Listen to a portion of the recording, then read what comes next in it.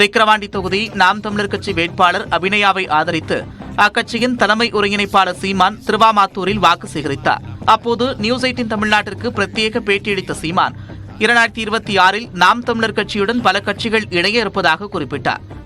இதை ஏற்கணும். கல்வி முறையை நான் மாற்றணுன்றேன், மருத்துவத்தின் தரத்தை உயர்த்தணுன்றேன், நிர்வாக முறையை மாற்றணும், அதான் அடிப்படை அமைப்பு அரசியல் மாற்றம்ங்கிறேன். இதே தகர்க்கணுங்கிறேன். இதை ஏற்றுக்கொண்டு யார் வரனாலும் நான் சேர்ப்பேன். அது திராவிட கட்சிகளை தவிர்த்து புதிய சக்திகள் வருதுன்னு வச்சுக்கிறேன். இப்போ நாளைக்கு ஒரு புதிய இயக்கம் வரலாம். இந்த கோட்பாடு நல்லா இருக்கு, நாங்களும் வர்றோம்னா யாரையும் நிராகரிக்கல, ஏற்போம். மேலும் தனக்கும் தமிழக வெற்றிக் கழக தலைவர் விஜய்க்கும் கொள்கை அளவில் பெரிய வேறுபாடுகள் இல்லை என்றும் சீமான் தெரிவித்தார். தீபாவளி பண்டிகையை முன்னிட்டு ரயில் டிக்கெட்டிற்கான முன்பதிவு இன்று முதல் தொடங்குவதாக அறிவிக்கப்பட்டுள்ளது. தமிழ்நாட்டில் நடப்பாண்டு தீபாவளி பண்டிகை அக்டோபர் 31ஆம் தேதி கொண்டாடப்படுகிறது. இதற்கு ஏராளமான பொதுமக்கள் சொந்த ஊர் செல்ல திட்டமிட்டுள்ள நிலையில் 120 நாட்களுக்கு முன்பே ரயிலில் முன்பதிவு செய்ய முடியும். அதாவது தீபாவளிக்கு 2 நாட்கள் முன்பான அக்டோபர் 29ஆம் தேதி சொந்த ஊர் செல்ல உள்ளவர்கள் இன்று முதல் ரயிலில் முன்பதிவு செய்யலாம் என்று அறிவிக்கப்பட்டுள்ளது. தீபாவளிக்கு முந்தைய நாளான அக்டோபர் 30ஆம் தேதி பயணம் செய்ய விரும்புபவர்கள் நாளை முதல் ரயில் டிக்கெட் பெற முடியும். இணையதளம் வாயிலாகவும் ரயில் நிலையங்களுக்கு நேரில் சென்றும் முன்பதிவு செய்யும் டிக்கெட்டுகளை பெற முடியும் என்று ரயில்வே நிர்வாகம் அறிவித்துள்ளது. தொடர் விடுமுறைக்கு ஏதுவாக தீபாவளிக்கு சொந்த ஊர் செல்ல விரும்புபவர்கள் இதனை பயன்படுத்திக் கொள்ளுமாறு அறிவுறுத்தப்பட்டுள்ளது.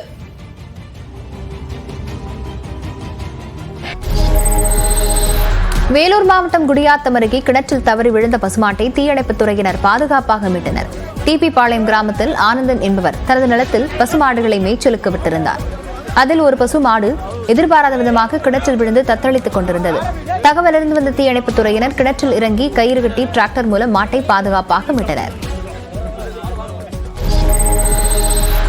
திருவண்ணாமலை அருகே மரம் வெட்டும் பணியின் போது மரம் சாய்ந்ததில் கிணற்றில் தவறி விழுந்து தொழிலாளி உயிரிழந்தது சோகத்தை ஏற்படுத்தியுள்ளது. மூங்கில் தாங்கல் கிராமத்தில் தொழிலாளர்கள் மரம் வெட்டும் பணியில் ஈடுபட்டிருந்தனர். அப்போது மரம் திடீரென சாய்ந்ததால் தொழிலாளர்கள் அங்கிருந்து தப்பி ஓட முயன்றனர். இதில் முருகன் என்பவர் அருகே உள்ள கிணற்றின் உள்கரையில் விழுந்து பலத்த காயமடைந்த நிலையில் கிணற்று நீரினுள் மூழ்கி பரிதாபமாக உயிரிழந்தார். தகவல் அறிந்து வந்த தீயணைப்பு வீரர்கள் முருகனின் உடலை மீட்டு அரசு மருத்துவமனைக்கு அனுப்பி வைத்தனர். திருப்பத்தூர் மாவட்டம் வாணியம்பாடியில் மாநில அளவிலான சிலம்ப போட்டி நடைபெற்றது. இந்த போட்டியை வாணியம்பாடி டிஎஸ்பி விஜயகுமார் தொடங்கி வைத்தார். இதில் வேலூர், திருவண்ணாமலை, ராணிப்பேட்டை, கிருஷ்ணகிரி, தருமபுரி, சேலம், சென்னை உள்ளிட்ட 25க்கும் மேற்பட்ட மாவட்டங்களிலிருந்து சுமார் 1000 மாணவர்கள் கலந்து கொண்டு திறமைகளை வெளிப்படுத்தினர். இதில் வெற்றி பெற்றவர்களுக்கு பாராட்டு சான்றிதழ்கள் மற்றும் சிறப்பு பரிசுகள் வழங்கப்பட்டன.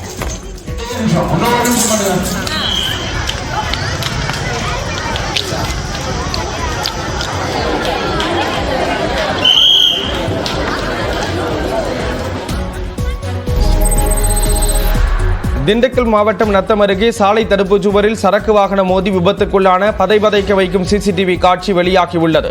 மதுரையைச் சேர்ந்த திருமுருகன் என்பவர் ஆன்லைன் டெலிவரி செய்யும் பொருட்களை டாடா ஏஸ் வாகனத்தில் ஏற்றிக்கொண்டு திண்டுக்கல்லில் இருந்து நத்தம் நோக்கி சென்று கொண்டிருந்தார். குட்டூர் பிரிவு அருகே வந்தபோது எதிர்பாராத விதமாக ஓட்டுநரின் கட்டுப்பாட்டை இழந்த வாகனம் சாலை நடுவில் உள்ள தடுப்பில் மோதி ஒரு பக்கமாக கவிழ்ந்து விபத்துக்குள்ளானது.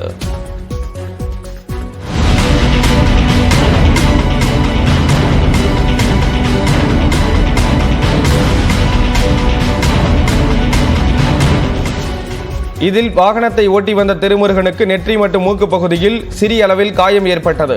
அவரை அக்கம் பக்கத்தினர் மீட்டு நத்தம் அரசு மருத்துவமனைக்கு அனுப்பி வைத்தனர். கொடைக்கானலில் குடியிருப்பு பகுதியில் வலம் வரும் யானையை விரட்ட வேண்டும் என்று கிராம மக்கள் கோரிக்கை விடுத்துள்ளனர். வில்பட்டி ஊராட்சிக்குட்பட்ட பகுதியில் கடந்த சில நாட்களாகவே யானைகள் முகாமிட்டு விளைநிலங்களை சேதப்படுத்தி வருகின்றன.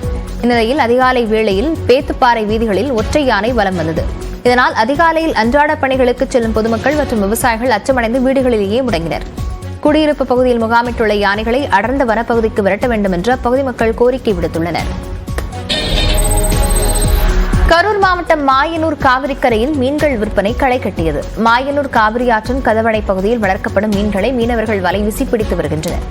அந்த மீன்களை காவிரிக்கரையில் வைத்து மீனவர்கள் விற்பனை செய்து வருகின்றனர். ஞாயிற்றுக்கிழமை வார விடுமுறை என்பதால் மீன்கள் வாங்க அசைவ பிரியர்கள் அதிக அளவில் குவிந்தனர். ஜிலேபி, கெண்டை மீன்கள் கிலோவுக்கு 50 ரூபாய் வரை அதிகரித்து 150 ரூபாய் வரை விற்பனையாகின. விரால் 1 கிலோ 600 ரூபாய்க்கு விற்பனையானது.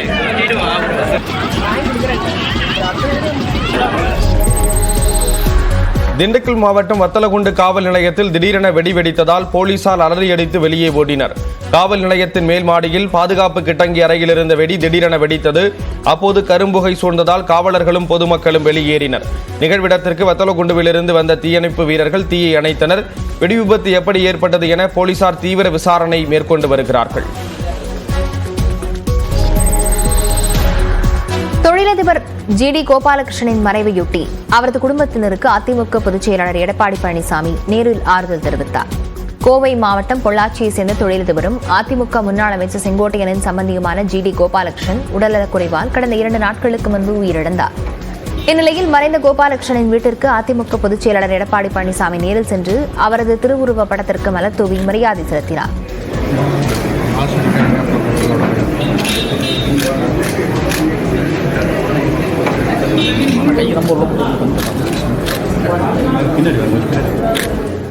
இதேபோன்று பாஜக மாநில தலைவர் அண்ணாமலை ஜிடி கோபாலகிருஷ்ணனின் வீட்டிற்கு சென்று அவரது திருவுருவ படத்திற்கு மலர் தூவி அஞ்சலி செலுத்தினார்.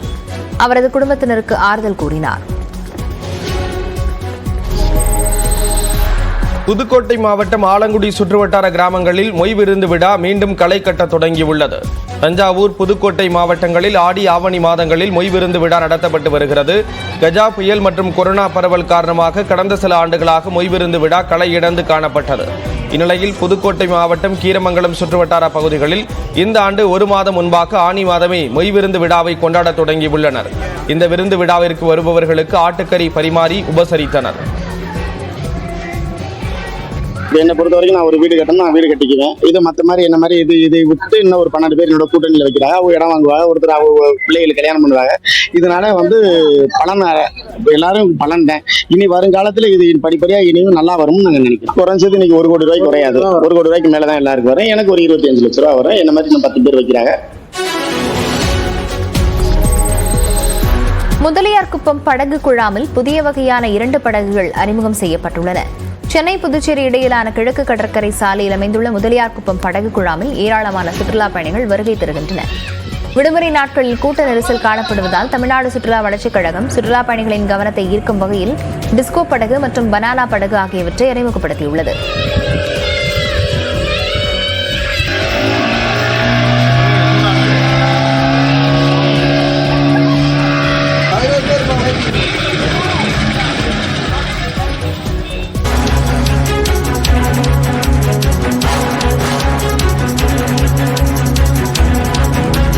செய்தியை பார்த்து வருகிறோம். மழை பாதிப்புகளால் கூடலூர், பந்தலூர் தாலுகாக்களில் உள்ள பள்ளிகளுக்கு மட்டும் இன்று விடுமுறை அறிவிக்கப்பட்டுள்ளது.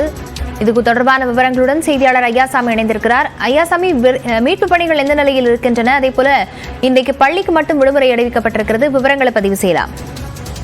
லாவண்யா, நீலகிரி மாவட்டத்தில் கூடலூர், பந்தலூர் உள்ளிட்ட பகுதிகளில் கடந்த 1 வாரத்திற்கும் மேலாக கனமழை என்பது கொட்டி தீர்த்து வருகிறது. குறிப்பாக இந்த பந்தலூர் பகுதிகளில் கடந்த 3 நாட்களாகவே இரவு பகல் என பெய்து வரும் கனமழையால் பல கிராமங்கள் மழைநீரால் சூழப்பட்டது. மழைநீரால் சூழப்பட்ட பகுதிகளிலிருந்து பொதுமக்கள் மீட்டு முகாம்களில் தங்க வைக்கப்பட்டுள்ளனர். அந்த பகுதிகளையும் மாவட்ட ஆட்சியர் அவர்கள் நேரில் சந்தித்து முகாம்களில் உள்ள பொதுமக்களுக்கு தேவையான அடிப்படை வசதிகளை செய்து வருகிறார். தற்பொழுது இந்த மழை நேற்று இரவும் இதேபோல் கூடலூர், அதை சுற்றியுள்ள கிராம பகுதிகளிலும், பந்தலூர் மற்றும் அதை சுற்றியுள்ள கிராம பகுதிகளிலும் கொட்டி தீர்த்த கனமழையால் பல பகுதிகளை மழைநீர் வெள்ளம் சூழ்ந்தது. இதனால் பொதுமக்களின் இயல்பு வாழ்க்கை என்பது பாதிப்படைந்துள்ளது. கனமழை காரணமாக பெரும்பாலான பிரதான சாலைகளை, பொதுமக்கள் பயன்படுத்தும் சாலைகள் மழைநீரால் சூழப்பட்டுள்ளதால் பொதுமக்கள் மிகவும் பாதிப்படைந்துள்ளனர். இதன் காரணமாக இந்த கூடலூர், பந்தலூர் தாலுகாக்களில் உள்ள பள்ளிகளுக்கு மட்டும் மாவட்ட ஆட்சியர் அருணா அவர்கள் விடுமுறை அறிவித்து உத்தரவிட்டுள்ளார். தொடர்ந்து மழை பாதிப்புகளால் மக்கள் அவதியுற்றால் உடனடியாக முகாம்களுக்கு செல்லவும் அறிவுறுத்தப்பட்டுள்ளனர். அதேபோல் மாநில பேரிடர் மீட்பு குழுவினரும் மீட்பு பணிகளுக்காக தயார் நிலையில் உள்ளனர். லாவண்யா, விவரங்களுக்கு நன்றி ஐயாசாமி.